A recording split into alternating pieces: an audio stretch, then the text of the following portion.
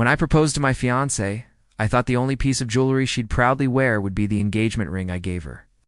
Instead, I found myself in the middle of an argument I never expected. It started when she showed up one evening wearing a delicate gold locket I'd never seen before. At first, I didn't think much of it. It was simple, nothing flashy, but something about the way she touched it every few minutes made me curious.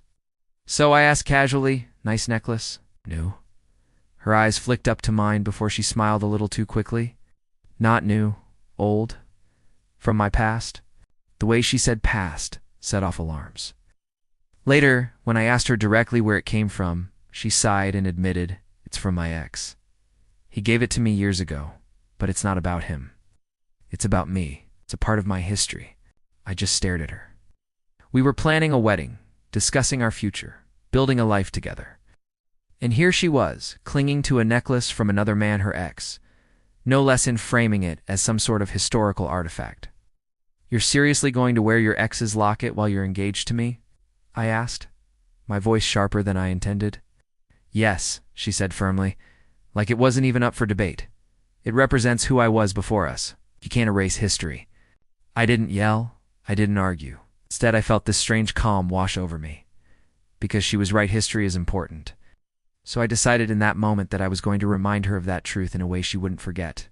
That night, I went to the family vault where my grandfather had stored heirlooms for decades. Among them was the engagement ring I'd given her.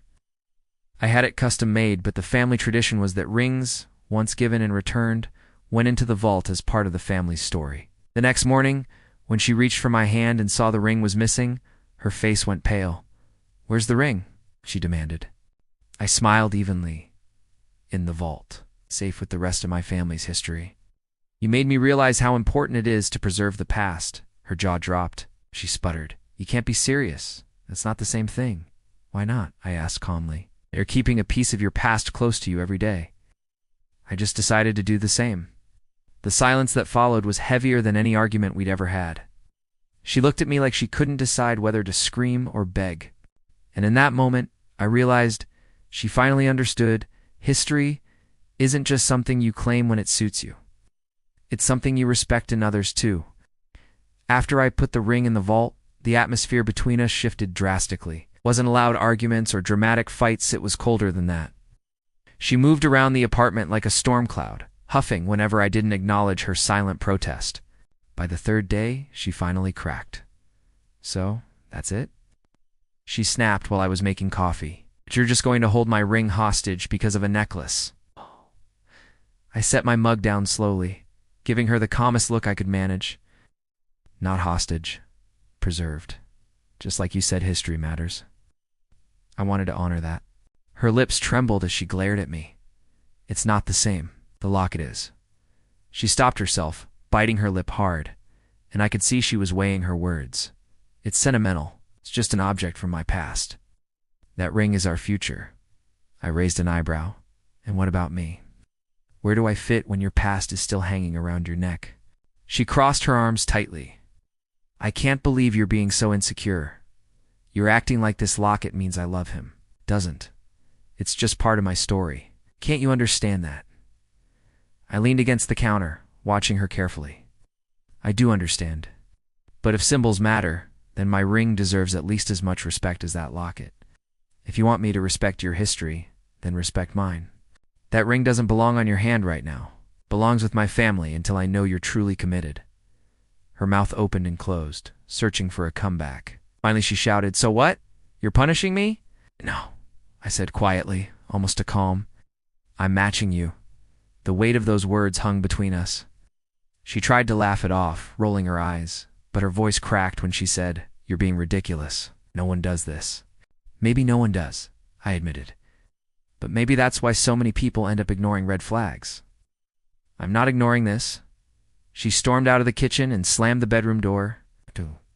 But I noticed something the next morning. She wasn't wearing the locket anymore. It sat on the dresser, its chain knotted, as if she'd yanked it off in a fit of frustration. I thought maybe that was her silent concession, her way of admitting I had a point without actually saying the words. But later that evening, she tried a different tactic. She sat down on the couch beside me, voice soft and sugary. "I don't want us to fight. Maybe I overreacted. Maybe the locket doesn't mean as much as I thought. I studied her carefully, unsure if this was honesty or damage control. So, you'll stop wearing it? She hesitated just long enough for me to catch it before nodding. Yeah, I'll put it away. Just, can I have my ring back now? I smiled faintly. Not yet. Her expression froze. For the first time, I saw genuine panic cross her face. The panic in her eyes that night wasn't fleeting, it lingered. Over the next few days, her tone shifted from sugar to stone. She'd toss passive-aggressive remarks whenever she passed me in the hallway. Must be nice to feel so powerful, she muttered once. Another time, guess love's just another thing to lock away for safekeeping. At first, I ignored it. But soon, she brought in reinforcements. One evening, I came home to find her sister sitting at our kitchen table. The look on her face said I was about to be ambushed. Her sister wasted no time. You took back her engagement ring? Seriously? Do you know how humiliating that is for her? I glanced at my fiance, who sat back smugly, as if she'd already won. I took a deep breath and poured myself a glass of water before answering. It's not humiliating. It's responsible. If she wants to hold on to symbols from her past, then I'll protect the symbol of our future until I know it's respected. Her sister scoffed. That's ridiculous. You're punishing her for keeping a piece of jewelry. Who cares about a locket? I turned to my fiance. Do you care about it? Her jaw tightened. I told you already, it's sentimental. But it doesn't mean I don't want a future with you. I nodded slowly. If it didn't matter so much, we wouldn't be here. You're the one who made this locket a hill to die on, not me. Her sister opened her mouth, but I raised my hand. Look, this isn't about me trying to control her. This is about her being unwilling to let go of something tied to an ex while demanding I act like it's meaningless. If I'm not worth more than a chain around her neck, then maybe this engagement isn't what she thinks it is. That shut her sister up. She left soon after, clearly uncomfortable. My fiancé, however, exploded the second the door closed. You just embarrassed me in front of my family, she shouted, tears brimming. I stayed calm. No. You embarrassed yourself by dragging them into something you're not willing to fix. For a moment, I thought she might throw something. Instead, she crumpled onto the couch, sobbing into her hands. Between hiccuped breaths, she muttered, Why can't you just love me as I am? That question hit me differently. It wasn't about the locket. It was about her inability to separate self-worth from stubbornness. I sat beside her, keeping some distance. I do love you, I said gently. But loving you doesn't mean ignoring the truth. If we're going to have a marriage, we can't be dragging ghosts into it. If I matter, prove it. Not with words, with action. Her crying slowed, but she didn't answer. Instead, she curled up silently as if retreating into herself. That night, I noticed something odd. The locket was going to knot on the dresser, not in the jewelry box. And when I asked her about it the next morning, she wouldn't look me in the eye. When I realized the locket was missing, I couldn't shake the unease gnawing at me. It wasn't just a knit.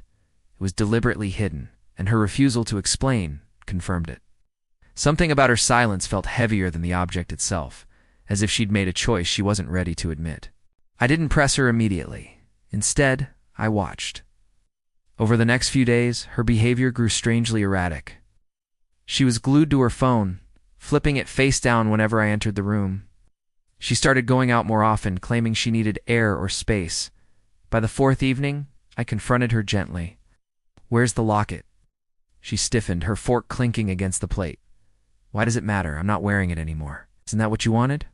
That's not an answer. Her eyes darted around before settling on me with a defensive glare. I put it away. You don't trust me, do you? I leaned back, my voice calm, but firm. Trust is built on transparency. You're hiding something, and that's the problem, not the locket itself. She pushed her chair back violently and stormed into the bedroom, slamming the door. Moments later, I heard her on the phone, her voice hushed but tense. I couldn't make out the words, but I knew. That locket wasn't just a symbol, it was a tether to someone she still hadn't cut loose. Later that night, while she showered, I noticed her purse sitting open on the table. Inside was the locket, wrapped carefully in tissue paper, and beside it, a letter. My stomach dropped as I read the first line. I've been thinking about us again. The letter wasn't addressed to me. It was for him, her ex. By the time she came out of the bathroom, towel around her shoulders, I was sitting at the table with the letter and locket laid out in front of me. Her face drained of color. "You went through my things," she whispered, horrified. I didn't raise my voice. I didn't need to. "You went through our engagement the moment you kept reaching back for him." She opened her mouth, but nothing came out. Her eyes darted between the letter and my face, panic swelling as the silence stretched. Finally, she stammered, "It's not what it looks like. I wasn't going to send it. I just needed closure." I shook my head. Closure doesn't come in love letters. It comes from letting go. For once, she had no comeback. Just tears streaming down her cheeks as she collapsed into the chair across from me. That night, I couldn't sleep. The image of her handwriting, confessing feelings she claimed were long dead, burned into my mind. My ring sat locked away in my family vault, and I wondered if it was safer there forever, 'cause one truth had finally hit me. Maybe she wasn't panicked about losing me, maybe she was panicked because she already had. The morning after I found the letter, the air between us was suffocating. She hovered in the kitchen, eyes red and swollen, as if waiting for me to make the first move. I didn't. I buttered my toast in silence, sipping my coffee as if nothing was amiss. That silence broke her faster than yelling ever could. "You don't understand," she blurted out finally, wringing her hands. "That letter, it wasn't about him. It was about me trying to process everything. I swear I wasn't going to send it." I set down my mug and looked at her evenly. "Then why write it at all?" Her lips parted, but no sound came. I pressed on. Talk about closure, but closure doesn't need paper and ink. It needs honesty. Honesty isn't hiding a love letter from your fiance. She broke down again, sinking into the chair.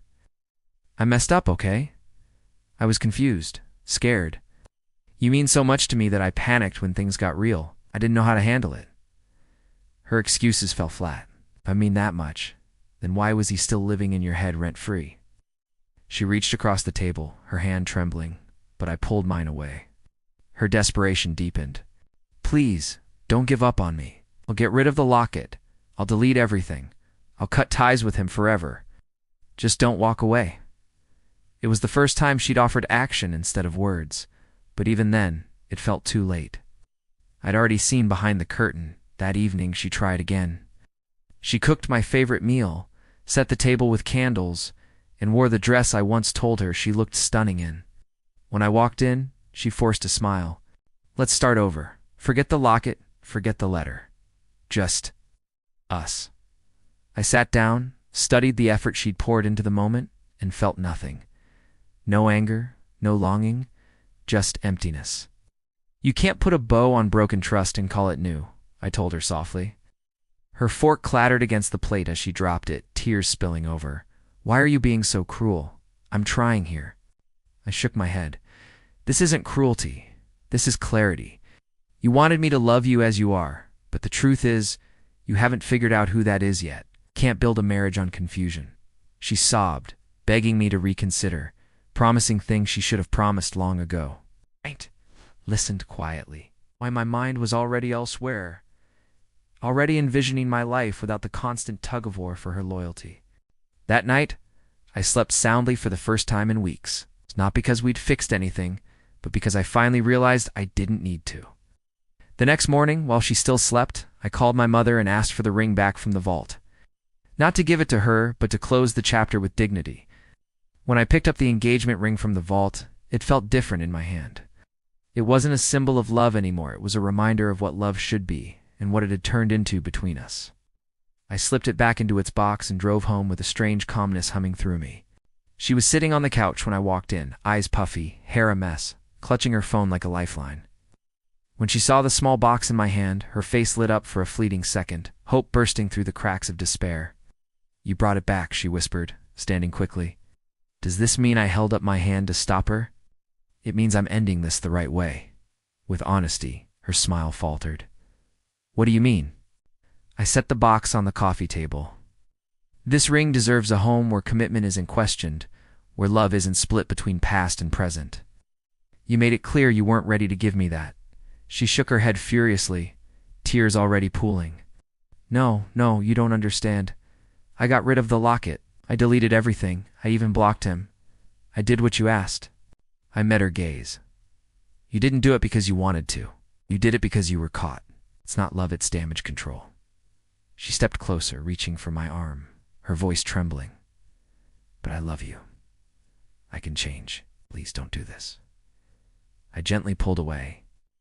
Love isn't proven by panic when you're about to lose someone. It's proven by the choices you make when you think no one's watching. And your choices told me everything I needed to know. Her knees buckled, and she dropped onto the couch, sobbing uncontrollably. "So that's it? After everything? You're just walking away?" I stood tall, strangely at peace. "No, I'm not walking away. I'm letting go. It's a difference." I placed the key to our apartment beside the ring box. She stared at both as if they were twin gravestones marking the death of something she never thought she'd lose. "On my way out," she called after me, her voice breaking. "You'll regret this. You'll never find someone who loves you like I do." I paused at the door, glanced back, and said evenly, "That's the point. I don't want to." When the door shut behind me, the silence was profound, not heavy like before, but liberating. For the first time in months, I wasn't fighting for scraps of loyalty or clarity. I was free, and she was left to face the truth. I hadn't punished her. I hadn't played games. I'd simply matched her actions with my own. And maybe that was the real history worth preserving. Not a locket, not a ring. But the lesson that love without trust is nothing more than costume jewelry. If you've made it this far, go ahead and hit the like button, subscribe, and share your thoughts in the comments.